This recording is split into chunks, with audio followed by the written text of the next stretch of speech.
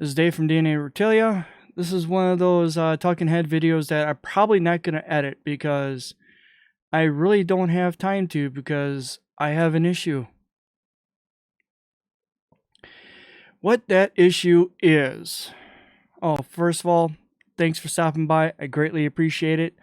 And I'm going to thank you ahead of time for listening to what I have to say. Most of you know that I breed our own rodents. And been doing really good for the past 2.5, 3+ years, not having any major issues until now. Yeah, I've been having quite a bit of die-off in the last 3-4 days. Over Christmas, I've unfortunately had a lot of die-off. And there is possibly one of two things. One thing, which I'm hoping is the case, is I filter all the water that goes down to the rodent room and our drinking water also, because our water here in town is hard as F. So I filter it. It's not reverse osmosis water, it's just triple filtered. But the unfortunate thing is I haven't changed the filters in a while. Let's just say a while. And there's possibilities that there's some microorganisms that are growing in the water lines or in the pressurized storage tanks that I have. So I changed the filters today and emptied a bunch of the buckets downstairs so I could cycle through the water. And I got to do it one more time to get that water out so I can get fresh filtered water in, because there was some mix. Anywho, I'm hoping that was the issue, because it is not in a specific rack, in a specific tub. It's actually spreading. I've even had a couple die off in one of our new racks that I just put up a week or two ago. So it's either in the water system or it's airborne. And if it's airborne, then there is a possibility, to what I have been finding out talking to our mentor, that one possibility of the airborne virus for rodents is the Sendai virus, Sendai virus. It is an airborne virus.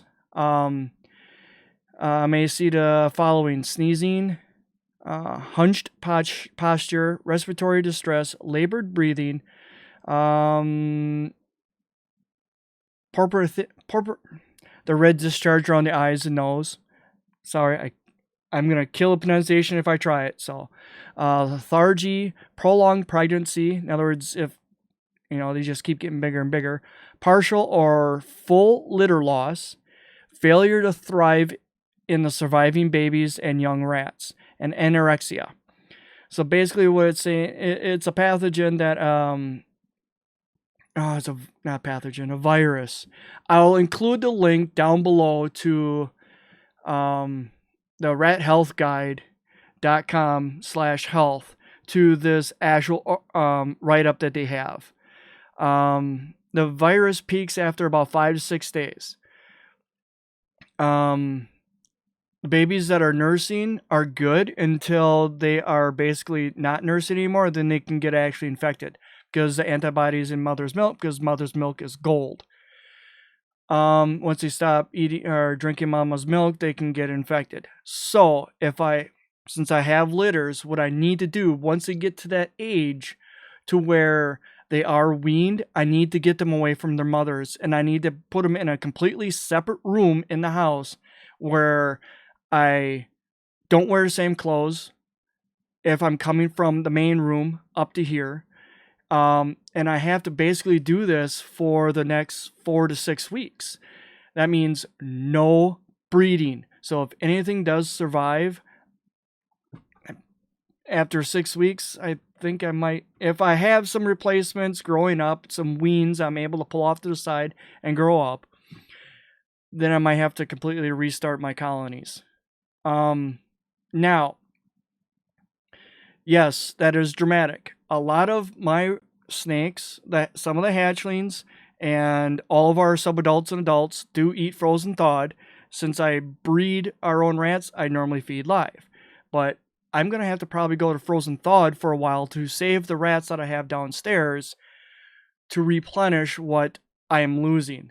I'm basically going to be restarting almost my entire colony, which is devastating.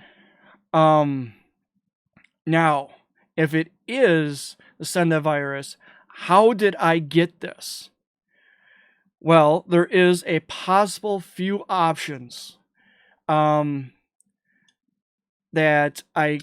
someone that did have the virus, that all their animals are asymptomatic, in other words, not showing any diseases or anything like that. It is possible that it was on my clothes and I went down to my rat room within a 3-hour time period. This virus will live on you or anything else for the 3 hours if it doesn't find a host. To my understanding on this article I'm going to link to again down the bottom, UV light will actually kill the virus. It is an airborne virus. I got to stop breeding anywhere from, what did it say, 2 to 4 months. I'm going to get my system tested.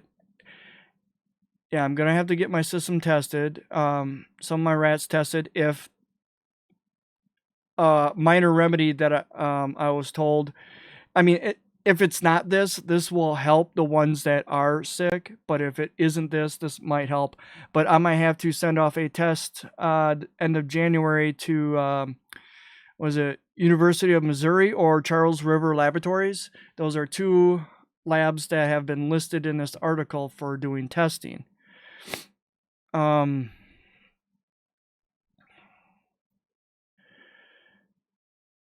Okay, another way I could have gotten this. I'm not pointing blame on anybody except my own, because I said I will do this. So this is a fair warning to all you guys out there that have a large colony that need it very dependently. Be careful. Don't bring any other rodents into your facility that are not tested for anything, like new bloodlines or anything like that. Or if you're doing a friend a favor and culling the leftovers, or they're breeding rats and they have extras and they don't know how to cull, and you're going to do them a favor. If you're going to do something like that, do it out of your rattery.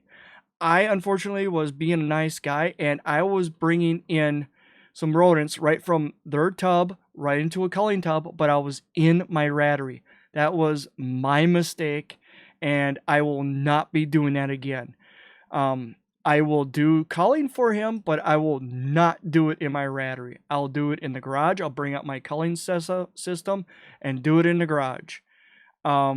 Okay, one thing I'm actually going to add into my train of thought as I was rewatching it, is that some customers that need rodents know that I don't have enough for them.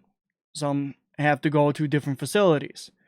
Well, I might have to let them know that they might either have to come to our facility first or have a long time span in between facilities, because there's a possibility that what I have down in my system came from another system, not from that specific person, but it could have came from the rattery before that they stopped at to here. It's basically to help cross-contamination. We deal with this with our rodents too, about going to reptile shows. We try to minimize the cross-contamination. We have hand sanitizer for people who touch animals, all day long and whatnot. And we usually only bring out one animal to try to minimize the cross-contamination. So in a way, having a long time span, because most viruses and stuff like that travel between rats that are airborne will have a tendency to, if they can't find a host, again, they will die off. So if there's a long time span in between, it will help keep your rattery safer in the long run. Now, backtracking again, I know I'm going all over the place because my head is going crazy right now. But one of the things to help the ones that are still going, that may be showing a little bit of distress, is making some oatmeal and adding a little bit of apple cider vinegar to it.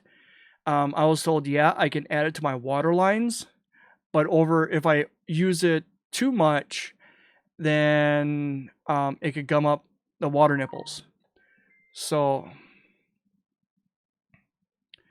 and I really don't want that. I really don't want to flood the tubs. That'd be another flipping disaster. But yes, I will keep all you guys updated on the situation, how this is going. Like I said, I'll be sending out some tests at the end of January.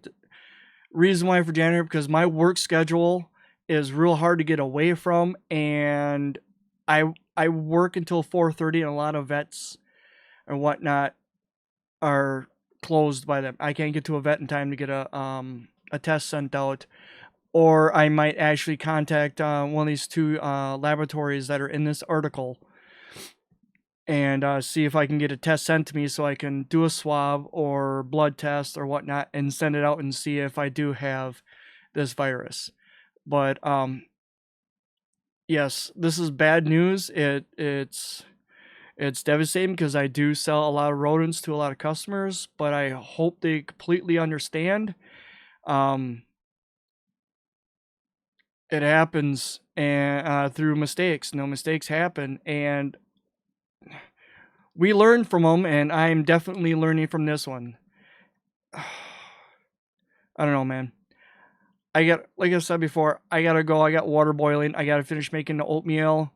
Get a little bit of apple cider cinnamon in there, and hopefully some of these rodents will actually eat. And get a little bit of apple cider cinnamon in them to help build up the antibodies, and we'll go from there. Wish me luck.